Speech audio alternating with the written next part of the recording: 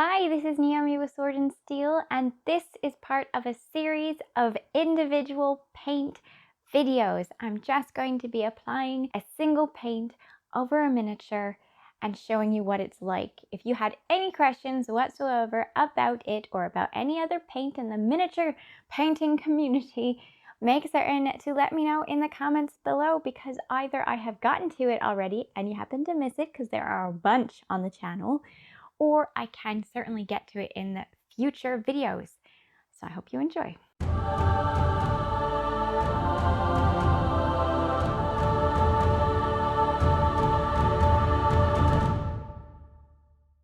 Alright, so this is Zealot Yellow, and this Skaven miniature was primed with Vallejo Mecha Primer Ivory.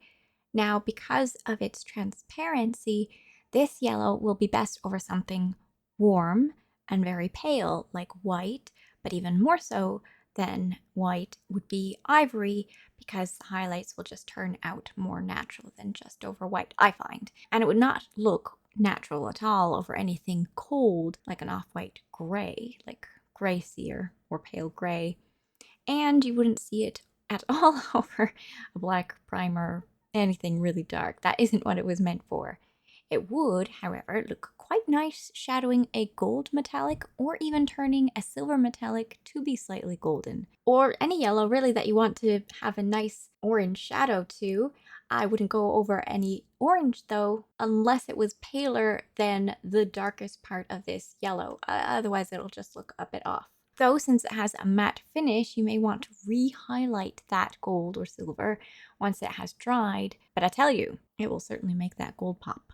This is also one where you can let it dry completely and then go back over it again on the underbelly or lower half of it, depending on what you're doing, to give it more contrast between the palest sections and the darkest sections. If you're a little bit nervous about how strong you want it to be, just add a little bit of the speed paint medium to the mix to reduce the intensity of your second layer. Here it is, once it has dried, which looks very much like it did when it was wet, so bear that in mind, as you don't want to leave any big pools, because the big pools will look exactly the same upon drying. You can see when it is wet what your end result will also look like. That's very useful. Tell me if this video inspired you to paint something. I want to know what it is. And here is the next paint I'll be putting out a video on. Well, if you're still here, make certain to like the video because I think you enjoyed it. So give it a like, it helps me out. Subscribe to the channel if you haven't already and you want to see more videos like this.